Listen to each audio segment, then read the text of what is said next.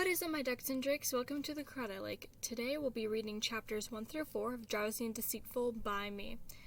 Description.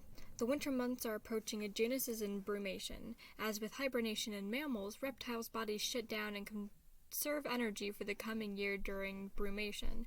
During the period of brumation, a reptile may not eat, drink, defecate, or move for several weeks. With all this, Janus feels guilty for needing to sleep, and the others are there to help and try to get through it. If you like the story, I'm leaving the link to it in the description along with my wattpad in general, so if you'd like to look at any of my books, that's a good way to do it. Please subscribe.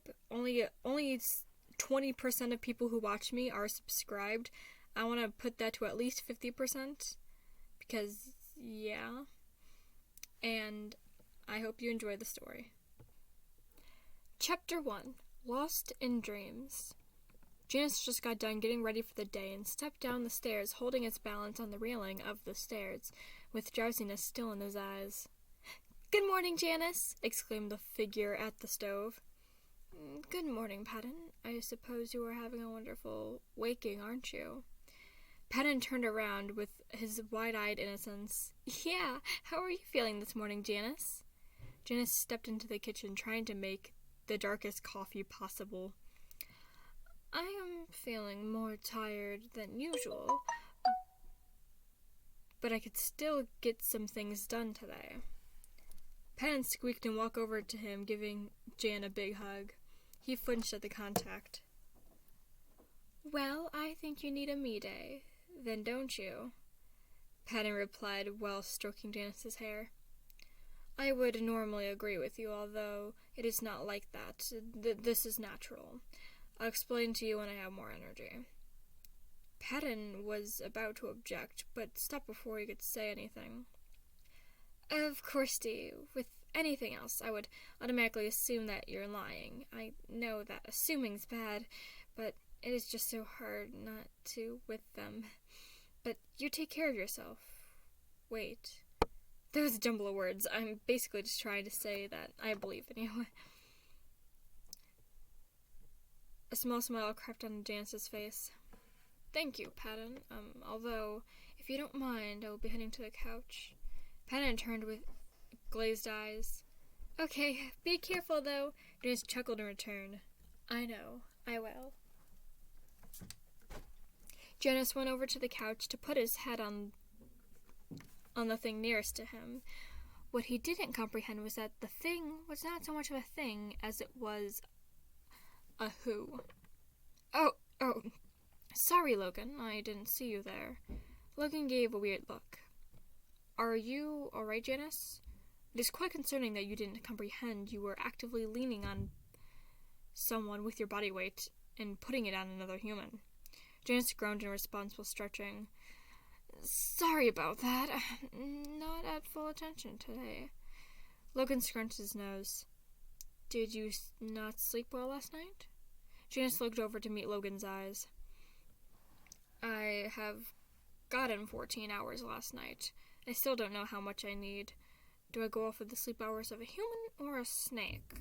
Humans are supposed to get 8 hours of sleep, but snakes are supposed to get 16 or up to 20 after eating." "Probably a snake if you slept for 14 hours and you're still this drowsy," Logan responded. "Well, Logan, I usually get to 10 to 12, and I am fine." Logan pondered for a bit. "You have been eating a lot more, haven't you?" Janus nodded in response, looking quite offended. "Janus, you are most likely to start brumation. It is hibernation for snakes. Have you gone through this any other year?" Janus shook his head and snuggled into Logan's side without thinking, once again. Just then, Roman, Remus, and Virgil came running down the stairs and turned the corner to flop on the couch, only to find that there was already inhabitants by a weird scene. "Since when does Jan over here cuddle Logan?" Roman asked. "Since when does Janus cuddle?" Virgil and Remus asked in response. Logan then started to stroke Janus's hair and went to explaining. "Based on the information that Janus has given me, I have come to the conclusion that Janus is, or soon will be, going through brumation. brumation is basically just hibernation for cold-blooded animals, but it is weird because he is also part human, and that is where the complications come to set in. Yeah. So, can you put that into English, nerd? Remus replied. Logan huffed, but nodded his head. Yes, that basically means that throughout these winter months, Janus will be really tired and need extra sleep. It also means that he will barely eat, not because of anything bad, but because he is half snake, his stomach will freeze up, figuratively. He will also be in a bit of a swingy mood. Although Janus feels guilty for this, even though it is out of his control, so we should be extra kind to him. Logan looked down at Janus, seeing him sleep peacefully on Logan's shoulder. All the others looked at Janus's limp form. Pat and Remus did a quiet "aww" right before being shushed by Logan. Some ways we could help is encouraging him to rest from now until April, but don't force him to. Maybe if you really want him to sleep, consider having him lay on the couch or on your bed next to you until he falls asleep, because he is part snake. I cannot give any proper information, but I can say that kindness is one of the best keys I've heard from Patton. Patton then spoke up, but not too much as to wake up Janus. Oh, poor baby. Does this happen every winter? Logan looked down for a second.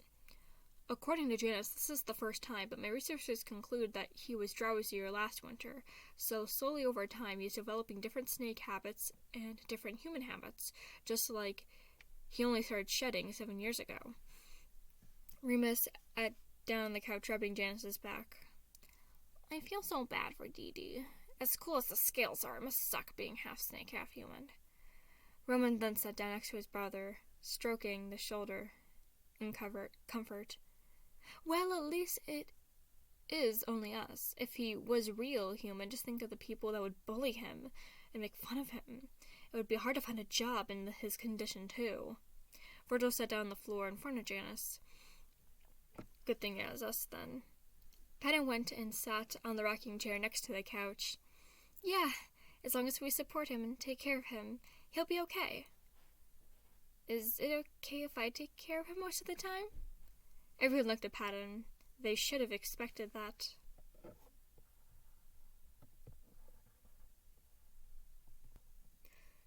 Chapter 2. Move Sleeping Beauty. If you guys want, we can move his room next to mine, and I could stay with him for most of the time. They all looked at Patton and stared hard, but Virgil was the only one that was able to say something. Patton, you are not making this your job. We all will. You need to take some breaks. You can't just put this responsibility upon yourself.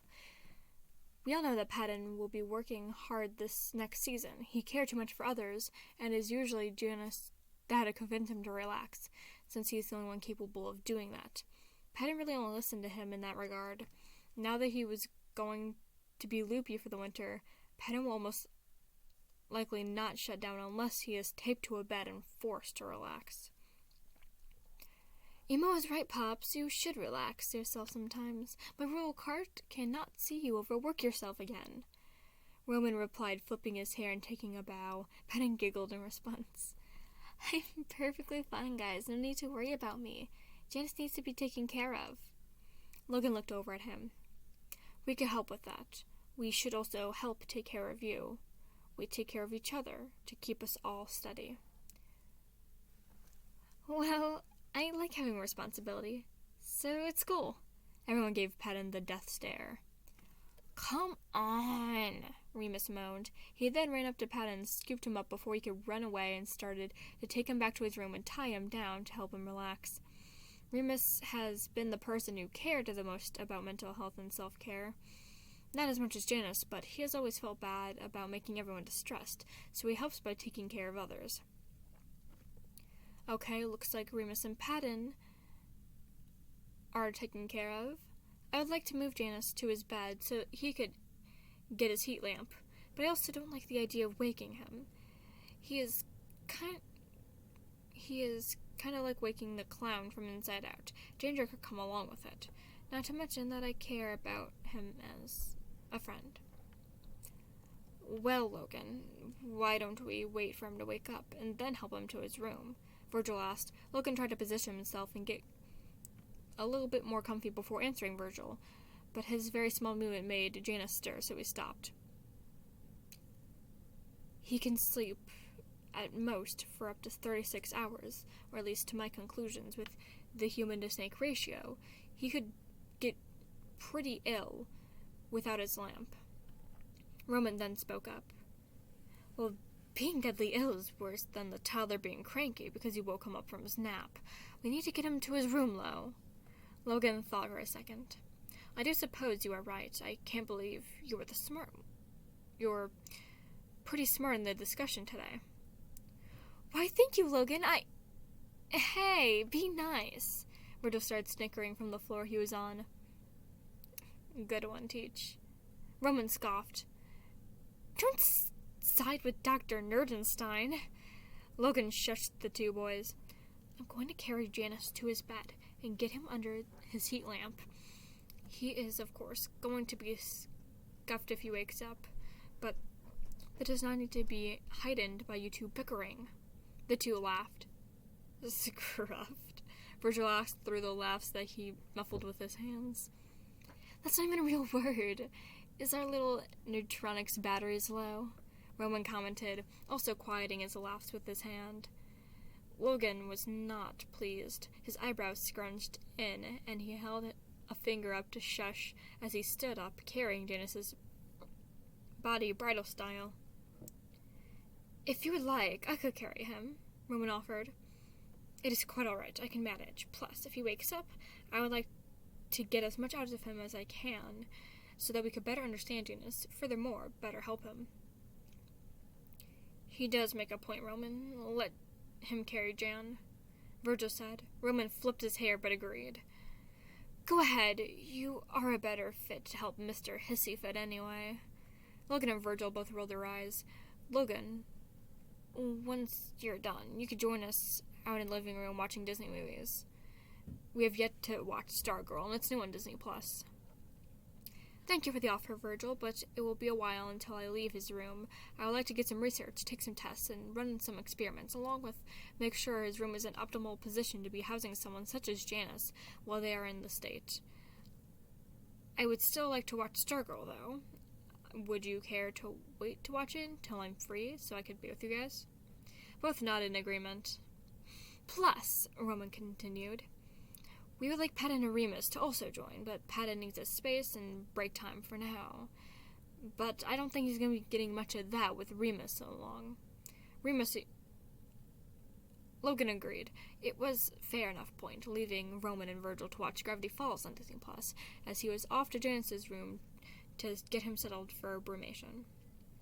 Teleportation being the means to get to his room could result in Janus waking up, since he doesn't teleport, and the pull of the weight would disturb him, so Logan was here carrying him to the room.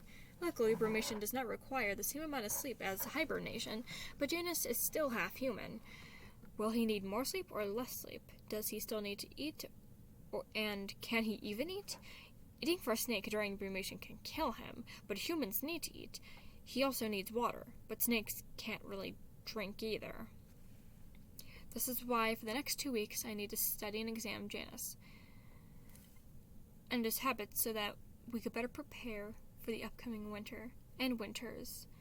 Although, the most important thing of all is that Janus is safe and he will make it through physically, mentally, and emotionally.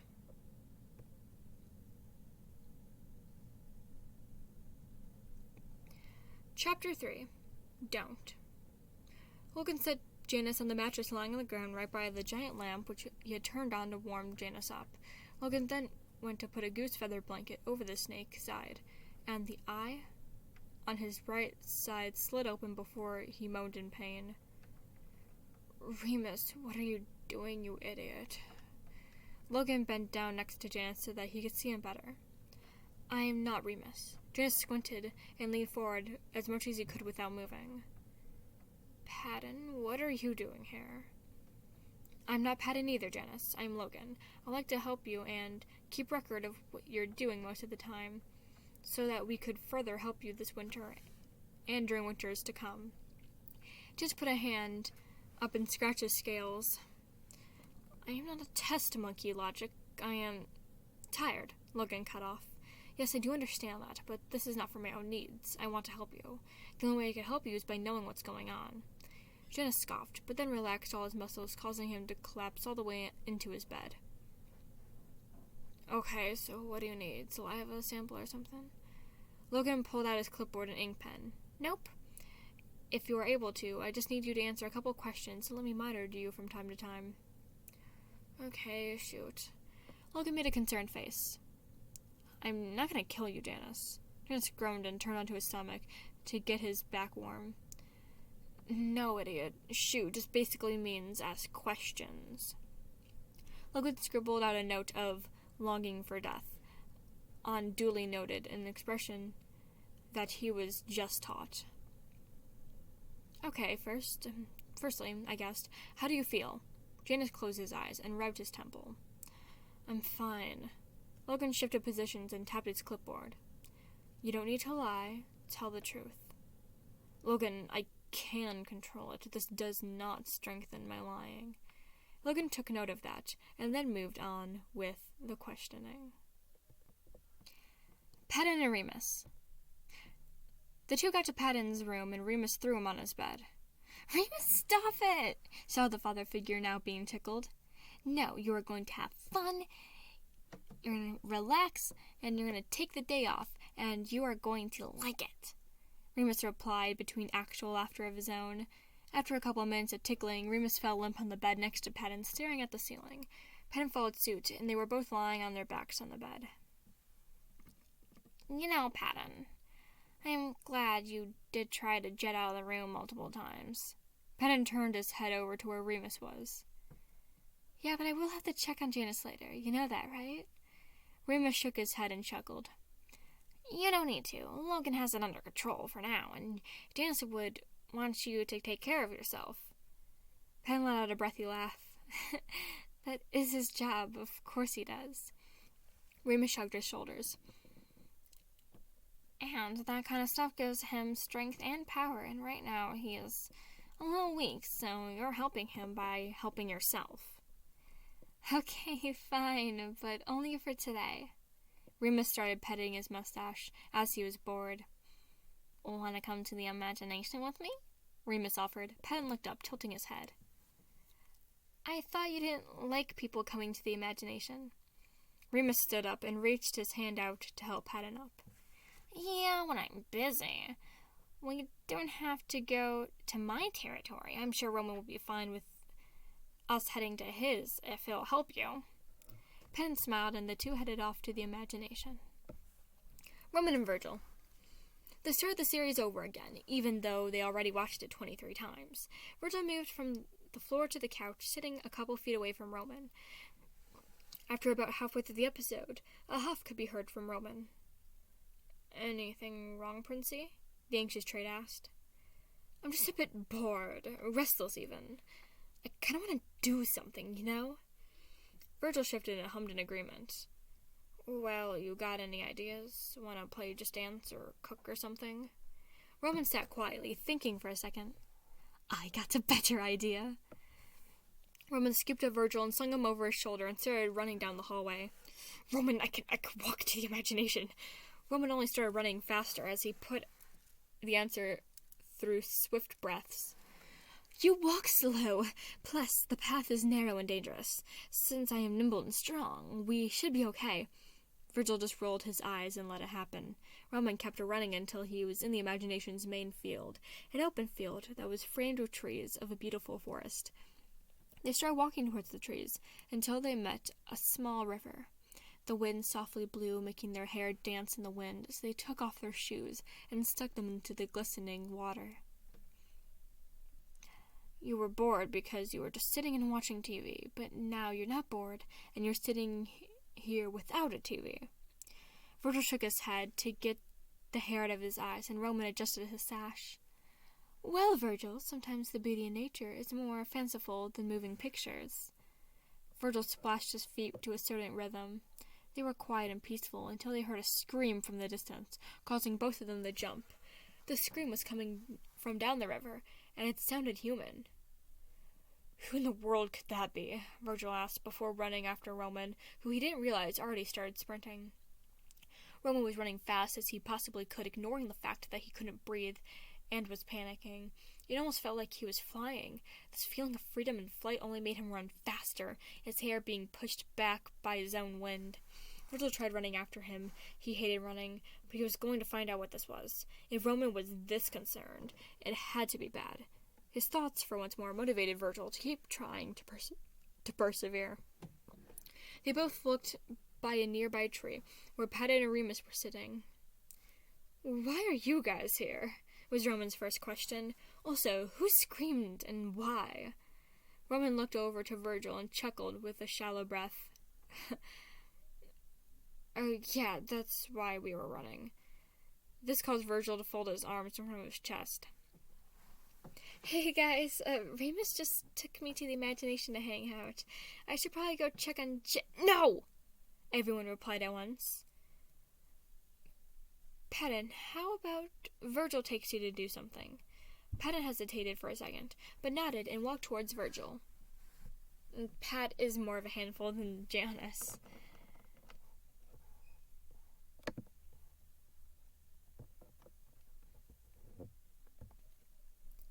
Chapter 4. Stiff. Trigger warnings of vomit. Logan and Janus. "So, do you feel hungry?" Logan asked, trying to get more information on his eating habits. "No, I haven't felt hungry in a week or so. I forced myself to eat dinner, though, because I know it's unhealthy not to. Plus, Patton would charge at me in dad mode if I didn't." Logan kept scribbling down notes as Janus talked. "Although I would feel sick and queasy after I ate until I threw it all up." Logan took that into account. "Great. Do you feel thirsty at all?" Janus shook his head. "Quite the opposite. For about 4 days, I felt like I've been constantly drinking. I could feel a cold rush down my throat and feel like I've hydrated." Logan kept this into account, everything that Janus was telling him. "From your standpoint, do you think you could fall into the category of needing more food because you are human, or eating little to nothing, with you being half snake, and that feeling being more dominant?" "This is literally all being caused by my snake side. Of course that would be the more prominent." Logan nodded, jotting down some notes, and looked up. "Noted." Logan looked at his clipboard once more, and then looked down at Janus, who was now tangled in the blankets. "I suppose it'd be best for you to get some rest now. I will leave you to your doings." "Wait!"